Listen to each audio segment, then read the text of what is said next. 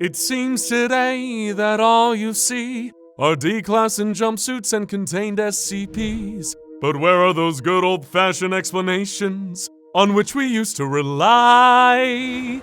Luckily, there's SCP Explained. Luckily, there's a channel who positively can talk all about those objects that make us scream and cry. Anyway, today we're going to be looking at What frickin' sweet SCP, Lois?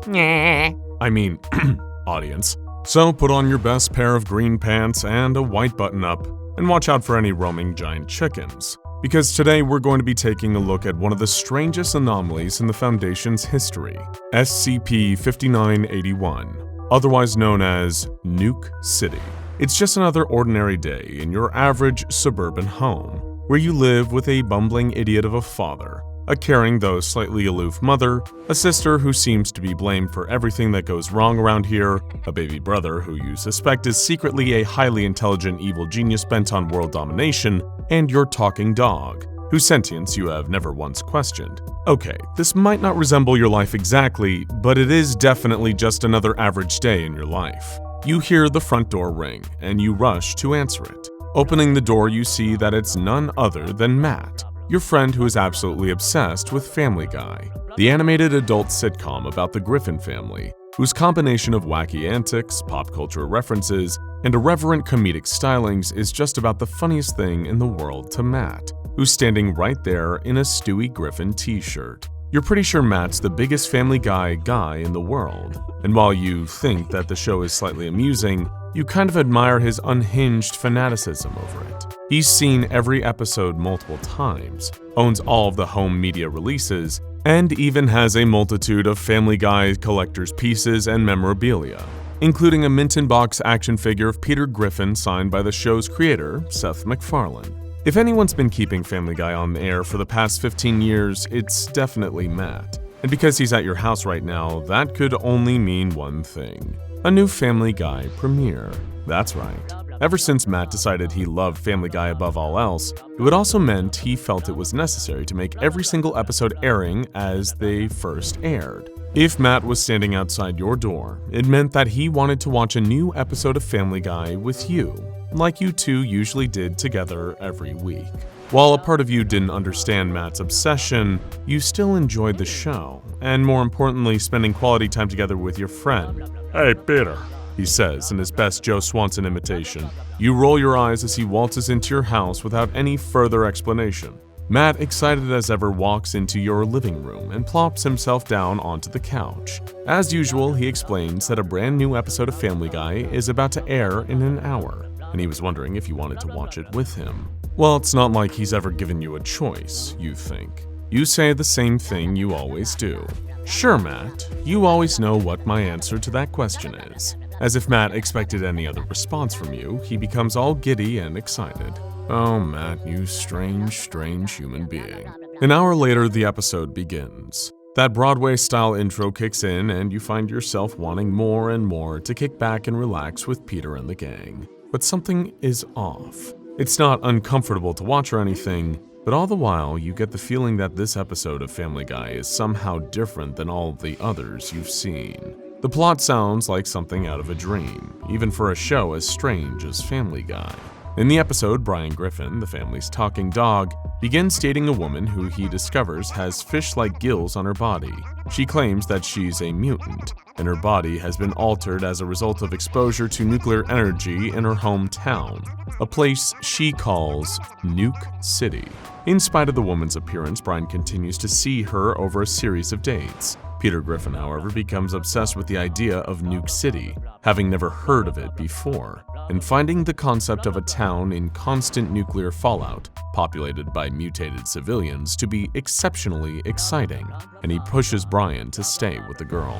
Over time, Brian and the rest of the cast go to visit his girlfriend and her family in Nuke City itself, which is depicted as a half-destroyed town full of strange, wacky mutants. Peter loves it so much that, in true Family Guy fashion, he decides to break out in song, singing a musical number about how much he loves Nuke City and how everyone should visit the place, and even offers detailed directions on how to go there. As the plot progresses, the Griffins, who are eating dinner at the mutant woman's house, discover that their youngest son, the evil talking baby known as Stewie, has disappeared. Unable to find him, Brian begins to look a bit deeper into the issue and discovers that his girlfriend's father, for unknown reasons, has kidnapped Stewie and is currently located at the town's nuclear power plant. Brian's mind immediately jumps to the worst-case scenario, which is that Stewie Griffin was kidnapped in order to be exploited for his high intelligence and world-ending inventions. Brian rushes over to the power plant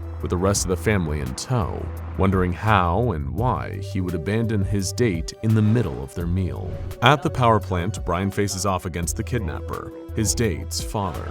After a lengthy explanation of needing Stewie to manufacture a giant nuclear explosion that would turn the entire world into mutants, a fight between Brian and the mutant breaks out. Thankfully, the dog wins and pushes his date's father to his death as he falls into the nuclear reactor. This triggers a meltdown and a consequential explosion, which the Griffins narrowly manage to escape in the episode's final scene. Brian is thankful Stewie is safe, but laments the loss of his girlfriend. The ending joke, however, is that the explosion caused the residents of Nuke City to mutate even further, with Brian's girlfriend stepping in front of the camera, slightly out of view as a gigantic sludge monster who asks the dog for a goodbye kiss. When the episode finishes, you're generally surprised. What a strange, great piece of entertainment. Matt absolutely loved it and leaps from the couch over to your desktop computer and immediately starts searching for guided tours of Nuke City. But for some reason, this doesn't strike you as odd. Of course Matt wants to visit Nuke City. You do too. The episode was practically a glorified advertisement for how cool the place is, with all of those mutants walking around and the sweet feeling of nuclear radiation permeating the air and getting into your pores. You wouldn't want to visit anywhere else over the summer, so you sit down to start looking as well. There's not much you can find on the internet about the place, but there is a link that seems to be the hub for all things Nuke City. A website titled, well, visitnukecity.com. The page looks incredibly high effort, with all sorts of quality photos of Nuke City and its freakish residents. It even offered guided tours and a shop with tons of Nuke City merch for you to purchase. But most importantly, it has directions on how to reach Nuke City, and they just happen to line up with the directions that Peter Griffin himself had given in the show. As it turned out, Nuke City was strangely close to where you and Matt lived. In fact, it was located just off the interstate. You could go visit any time you wanted, and that's exactly what you were going to do. A few days later, you packed your bags for an extended stay and hit the road following the directions to a T. Though unsure why, a part of you felt like it was all a dream and that you weren't actually going to find Nuke City. But that couldn't be. It had to be real. There was a Family Guy episode about it, and that website, and more importantly, you and Matt both knew that it was real. Fortunately, those fears were quelled as soon as you entered the city limits and gazed upon the town's greatness for yourself. There it was, Nuke City, looking just as dilapidated and grimy as it did in the episode, with its red, smog-filled sky and its broken-down buildings that were all modified into tacky tourist shops and attractions. It was perfect, and you couldn't be happier. All over the town were the mutated civilians, with their discolored skin and cartoon-like features that made radiation poisoning look like a fun condition to have. They seemed to be enjoying themselves even, guiding tours, operating shops, generally having a great time living in their slightly post-apocalyptic society. Over the next few days, you and Matt lived it up in Nuke City, enjoying the strange food and sightseeing the freaky landmarks, such as a giant tower of human skeletal remains, or the mutated consciousness blob that lived in what used to be a public pool. You were even encouraged to feed the thing and toss some graham crackers from over the balcony. Overall, you felt like you had a great time in Nuke City, and the episode itself couldn't even compare to how fun the actual place was. You experienced things in those few days you'd never experience elsewhere, such as the Nuke Slides water park, or winning it big in Nuke City's many themed casinos. You even brought a few pieces of irradiated rubble for your family to enjoy as souvenirs. It was an unforgettable experience, and you plan to go back someday, at least if you got out of the situation you currently found yourself in, with your entire home being ransacked by black-suited agents and armed guards. That's right. Only a few days after you had returned from Nuke City, you woke up to the sound of banging on your front door, and before you knew it, your house was being raided by what you assumed was the US government, though you weren't exactly sure why. After being transported to an unknown location and sitting down in a strange-looking room, the suited men started asking you questions, all of which pertained to Nuke City. You explained the entire story, how you and Matt went after seeing the Family Guy episode, and how you didn't see why there was anything strange about going to an ordinary tourist destination like Nuke City. The suited man slides you a digital tablet, showing you overhead security footage of what appeared to be your car, exiting the interstate on the day you traveled to Nuke City. Instead of traveling down the extensive exit, your car trails off into the woods, disappearing. 4 days later, it reappears in the exact same spot, driving back home as if nothing happened. You're shocked. Where was the road to Nuke City? You knew you had gone there. Heck, you even had the merchandise to prove it. You glanced down at your Nuke Slides Water Park t-shirt, pointing it out to the agent. The man got up and left the room, and you could see him discussing something with a lab coat-wearing woman outside of the room. When they come back in, it's with a syringe filled with a strange-looking orange liquid. The man tells you there's no such place as Nuke City, and you have no recollection of going there. For whatever reason, his suggestion seems strangely appealing, and the way he keeps repeating those words keeps you entranced. When you least expect it, the woman inserts the syringe into your back. You fall over, slamming your head into the table. When you wake up, you have no memory of anything that happened over the past week. You remember watching Family Guy with Matt, though you can't remember what the episode was about for the life of you. And you remember having a completely ordinary, almost boring week after that. You never think of Nuke City, or that episode of Family Guy, ever again. So, what happened here? Well, you, and just about every other person in the country who watched Family Guy that week, were subject to an anomaly the SCP Foundation has designated as SCP-5981. SCP-5981 is a curious case indeed, as the anomaly itself isn't the episode that aired, but the concept of Nuke City, a fictional US city located at the intersection of Route 93 and 93 Alternate. The city's fictionalized history claims that it was founded in the early 1940s, but was subject to a nuclear strike in 1966. The attacking party varies between accounts, with some saying it was Cuba or the Soviet Union, or even an accidental nuclear detonation by US military personnel, a broken arrow.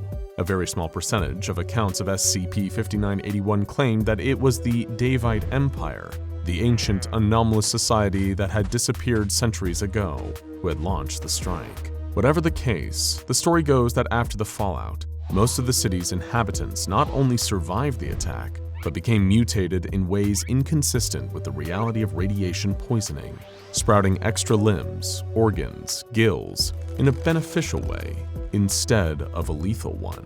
Now you might be thinking that SCP-5981 is a memetic agent, and anyone exposed to Nuke City will believe that it's a real place, but that just isn't the case. Most subjects exposed to SCP-5981 do not believe that Nuke City exists, and no future consequences will occur. It just so happens that you and your friend Matt were particularly unlucky and fell consequence to SCP-5981's poorly understood side effect, which causes those exposed to Nuke City to not question it and fully believe that the city exists. Those who do so and attempt to visit the city will disappear from reality shortly after entering SCP-5981's city limits. Once they leave, they'll reappear in reality, with fully formed memories of visiting Nuke City, and possibly even some paraphernalia related to the city, such as t-shirts with the slogan, "I survived Nuke City," vials of nuclear byproducts, photos and postcards,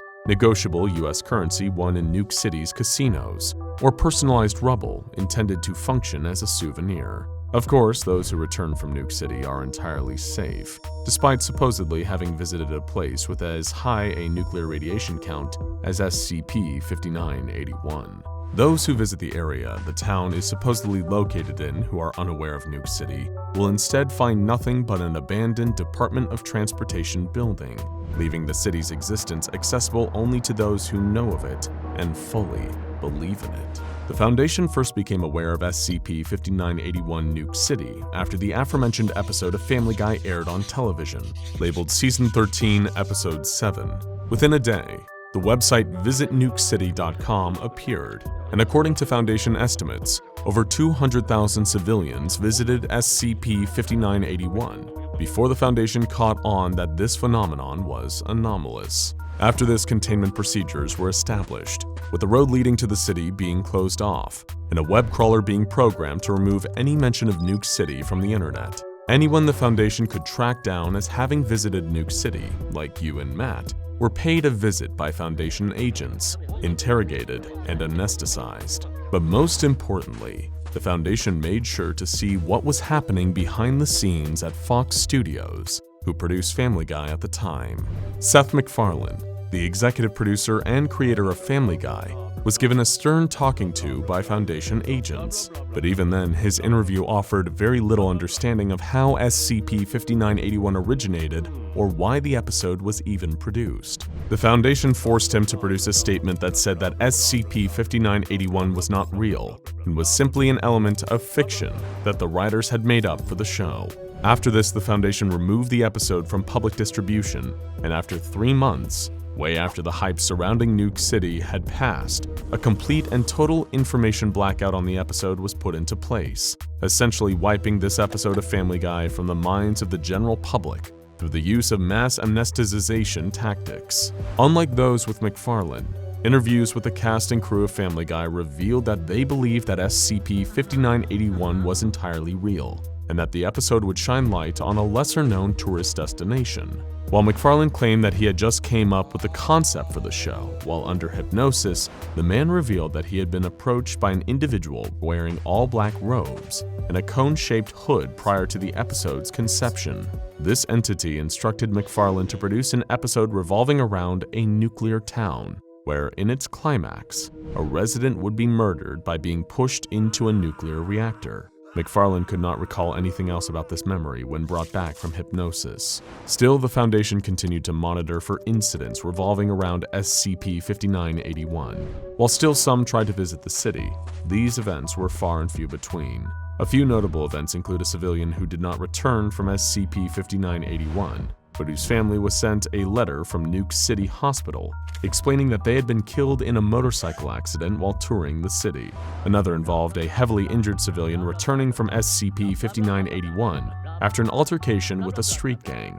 Their blood revealed traces of irradiated nuclear radiation, yet no ill effects aside from those received in the street gang beatdown were noted.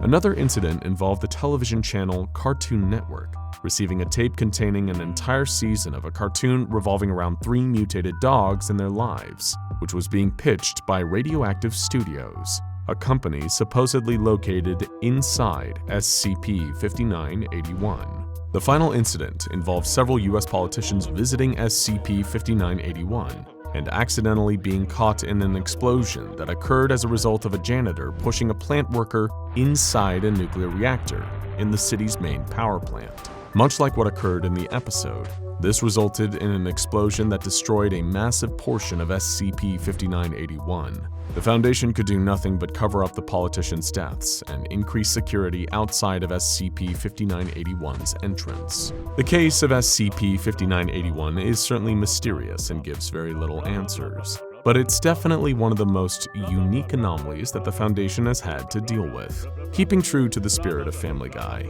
let's end with a cutaway gag. Holy crap, viewer, this is just like the time Dr. Bright visited Nuke City. Now go check out SCP-2316, The Bodies in the Water, and SCP-1472 Multiverse Strip Club for more anomalous locations that are brain-breakingly strange.